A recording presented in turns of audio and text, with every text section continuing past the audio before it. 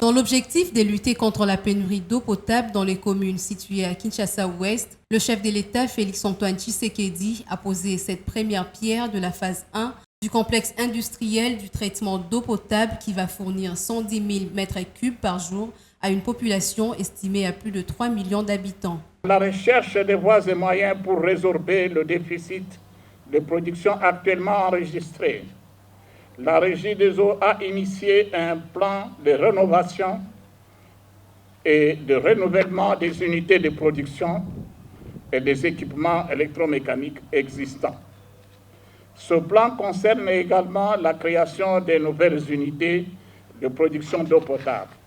Et étant reconnaissant de l'appui de la Banque mondiale, il suffit de relever qu'au regard du niveau actuel de la dégradation des infrastructures de production et de distribution d'eau, la question de la mobilisation et de la gestion des investissements demeure centrale pour assurer le redressement et la pérennisation du service d'eau potable rendu à la population par la Régie des eaux SA.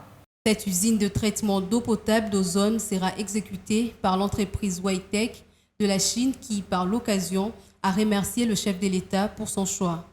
L'eau, c'est la vie. Cette usine que nous allons construire fournira une eau de qualité suivant les normes de l'OMS, afin de réduire sensiblement les maladies d'origine hydrique et améliorer les conditions de vie de la population quinoise en général et de Kinshasa-Ouest en particulier.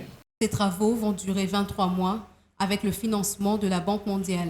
Désormais, la population de Ngaliema, principalement de Kinshasa-Ouest, ne connaîtront plus le problème d'eau potable avec un budget de 60 millions de dollars que la Banque mondiale met en place permettra pendant la construction, après la construction de cette usine du traitement d'eau potable, permettra à ce que la population de Binza Ozone de ne plus connaître la pénurie d'eau et les soucis d'eau potable dans cette contrée de la ville-province de Kinshasa. La première phase, je crois, consiste à peu près aux alentours de 60 millions que la banque va financer. Et la troisième phase est encore à évaluer. La deuxième phase sera financée par une autre institution.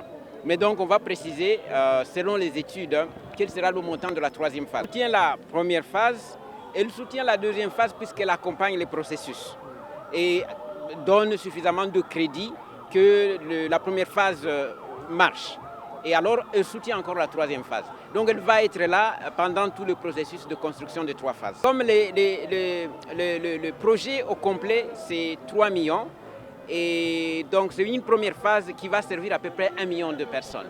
Il faut rappeler que la Banque mondiale a chiffré le besoin en investissement dans les secteurs urbains à environ 3,5 millions de dollars sur les 5 prochaines années pour atteindre un taux d'accès potable et à l'assainissement de 70%, dont 1,2 milliard au moins pour le périmètre de la Régie des eaux. Et c'est uniquement pour l'eau potable. Depuis Binza Ozone, le cœur Mouchipaï et Dieu merci Nkaya pour les comptes de Vainqueurs Télévision.